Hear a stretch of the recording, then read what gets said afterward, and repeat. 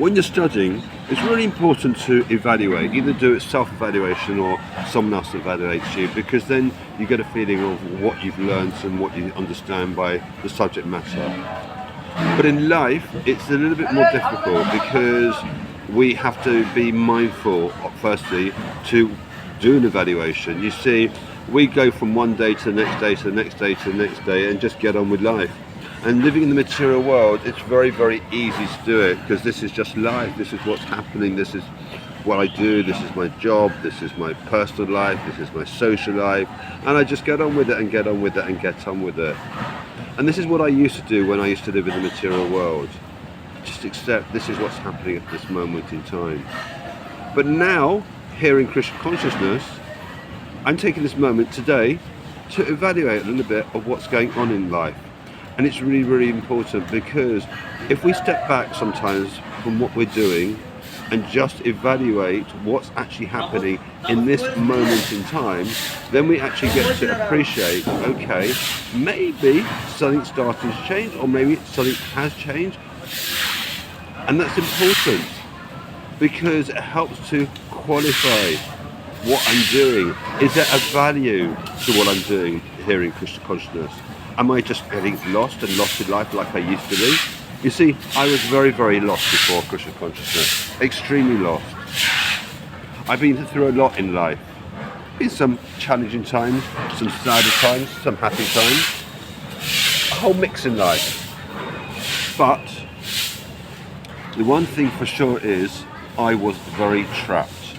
I was very trapped by my mind, my life, and what I was doing it. I'm not here to put blame on anyone else, because during the whole of my adulthood I've been in relationships, but it's not down to anyone else to where I am. It's totally down to me. And that's really, really, really, really important to understand. Because when we start to appreciate everything is down to me, then we can actually do a more reasonable and more justified and honest evaluation.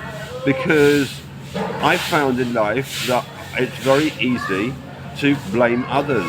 Oh, it's his fault, her fault.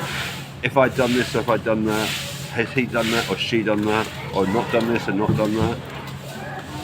But no. And this is a beautiful thing about Krishna consciousness.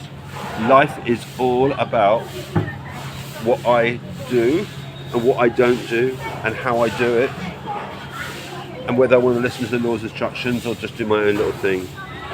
And this is what I wanted to cover a little bit more.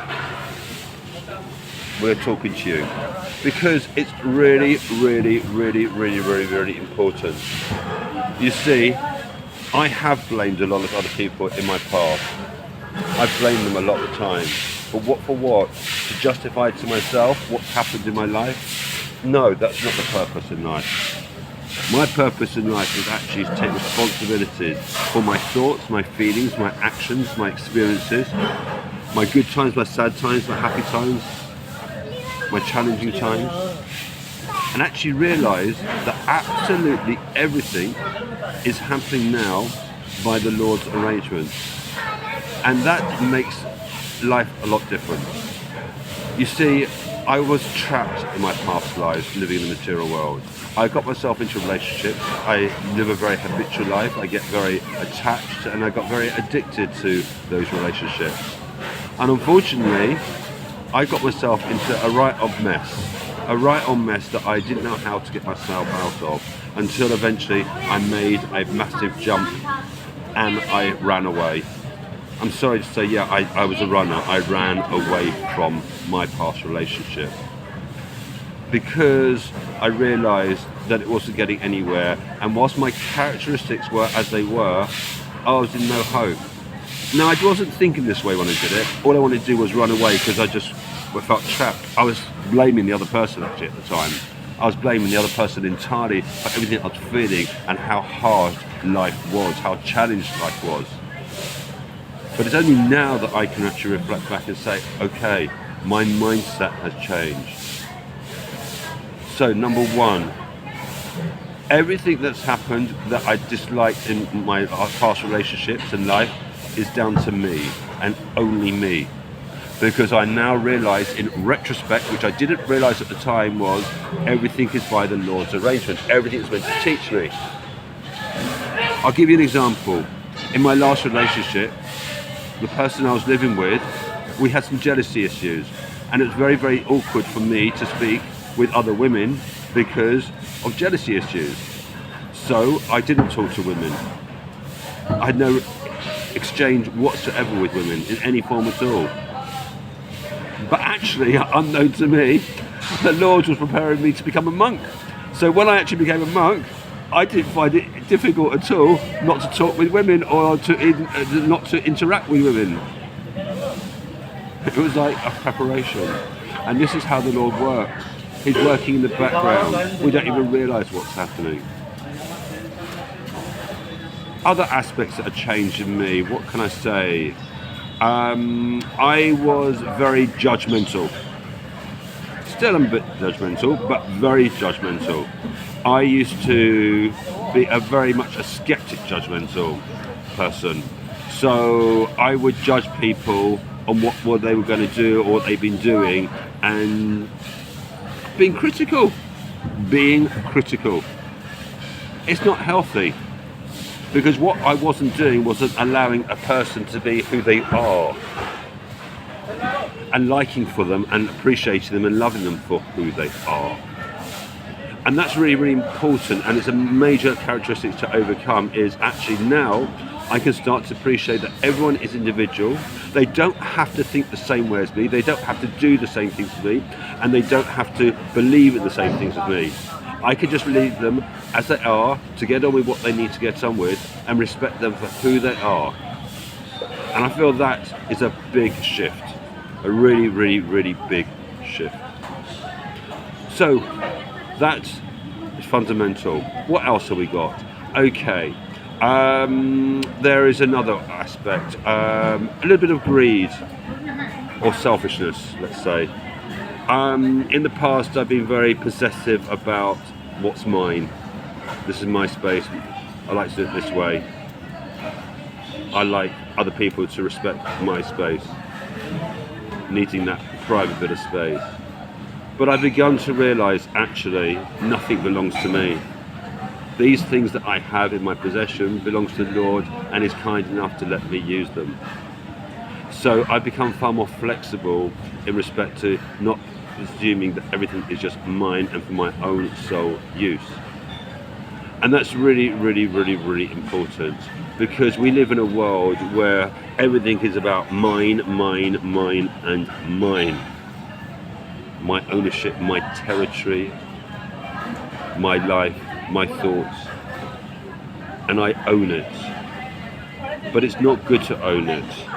It's good to actually realise, okay, maybe we can be a little bit more selfless, a bit more giving. You see, sometimes I want to do something in that moment and I don't want to be disturbed by someone else. But now I realise it can't always be that way.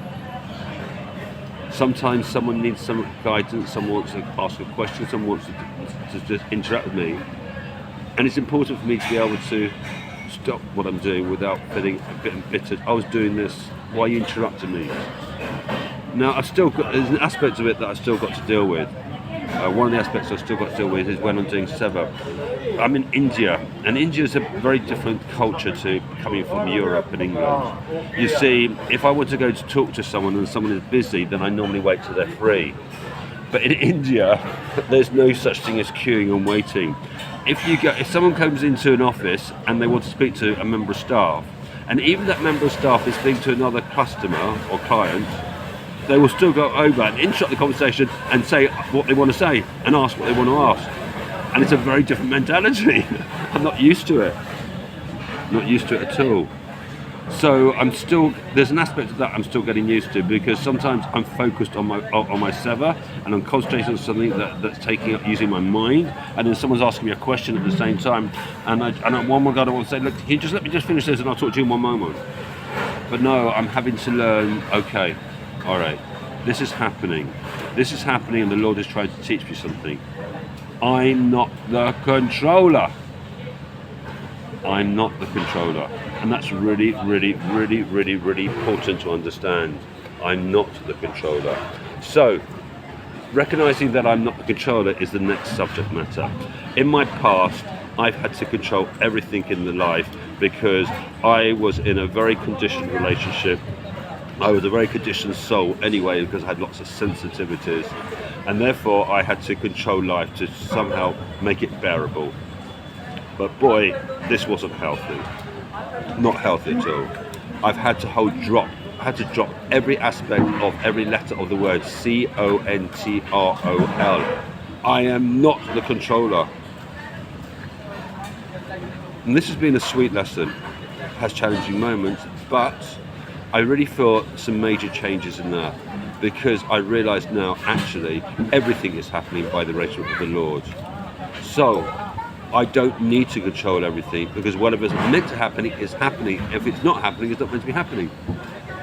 Someone came up to me and said to me yesterday or the day before, they're doing an interview on people who went to Kumbh Mela. I said, well, I'm not going to be much good to you because I didn't go there. And they asked why, and I said, the Lord didn't arrange it. He didn't let me leave Vrindavan. For 3 years I've been in Vrindavan. He hasn't let me go. He actually has let me go once. Back in May, I went to Mayapur for a few weeks to seek the darshan with Lord Chaitanya. But that's the first time I've been out of Vrindavan for 3 years. I'm not the controller. And do you know what? I feel relieved. So relieved. It's like such a weight off my shoulders. I've been controlling so much of life that it got so knotted up. I'm still going through control. One of the aspects of control that I'm trying to work through at the moment is seva. You see, I have to be very, very, very careful not to over-endeavour, because I just want to serve the Lord. But I've also been burning out a little bit, or a bit more sometimes, in some cases. And now I'm trying to realise actually that the Lord is arranging every moment of my day, and every moment of the day is being arranged by Him, and therefore I don't want to get hooked up on I have to do this, I have to do this, I have to do this, because sometimes the Lord arranges things differently. I'll give you an example. Last night I fell asleep before I went to bed. I was tired yesterday, and all of a sudden I woke up and it was very, very late. It was like 12:30, and I hadn't finished tidying up from eating some, or drinking some hot milk and a sweet. So I got up, went to the bathroom, tidied up the little bit pieces I need to do, and then when I woke up this morning at 2:45, as I normally do, the body wasn't happening. I had to go back to sleep, and I slept for an extra hour. It meant I missed the beginning of the morning program, but this is what the Lord arranged, and I accepted it. Normally I wouldn't accept it. In the past I would get upset. How can I miss the morning program? How can I? I need to see the Lord. I need to see the Lord. But the Lord is arranging for me to see the Lord. So if He wants me to see Him, then He'll arrange it. Now there's a lot of difference between being lazy, by the way, and listening to the Lord. You see, every other morning I get up at 2:45, and the only other time that I don't get up at 2:45, if the body is not functioning properly, it's detoxing, it's decontaminating, it's going through some illness or whatever, then I have to find acceptance. Because in the past I haven't, and I've worked through it when the body is challenged, and it actually is hardship. It's very, very hard. So I'm beginning to listen and realise that the Lord is the controller. So this is part of my self-evaluation, and doing this self-evaluation helps me to realise in certain areas of life things are changing. And this means that whatever I'm doing is being productive. It means that what I'm doing is walking the right path. And it's important that we do this, because if you feel that if you compare yourself with what you're doing a few months ago, a year ago, 6 months ago, and nothing is changing, and you're not feeling that you're actually fulfilling life to its fullest, then maybe you need to make a big step forward to find a way, like I found for myself, to make some changes in your life. But I've got to tell you this now, every change that I've talked about in my characteristic isn't being done through psychology. or psychoanalysis. Nothing like that at all. All I've been doing is putting pure things inside my mind and my body. Pure prasadam, that's pure food, which is very sattvic and very good, full of goodness and love. I chant the Lord's name, and that's breathing the frequency of purity to my body. I read the Lord's name, and that means listening to the vibration of the Lord's words, and that's bringing more purity. Associating with the right people, that's bringing more purity. And combined together, they have caused such a shift to take place without me on one occasion having to sit down and analyze what it means to be a controller, what it means to be jealous, what it means to be angry, or whatever it might be, whatever. I don't have to work on an issue on a psychotherapy basis. All I know is, by the Lord's arrangement, He gives me certain subject matters to work through lessons, but they're so subtle in the background that I only realise that I've learnt the lesson when I've got part way through the lesson, not because, okay, this is what we're going to study today or for this week or this month. And it's beautiful. The Lord knows the syllabus. He only reveals a certain aspect of it to me at this moment in time, and thereon I then start to just function in the way that He allows me to my best capacity. So, evaluation up to date? Yes. Are changes happening? Yes.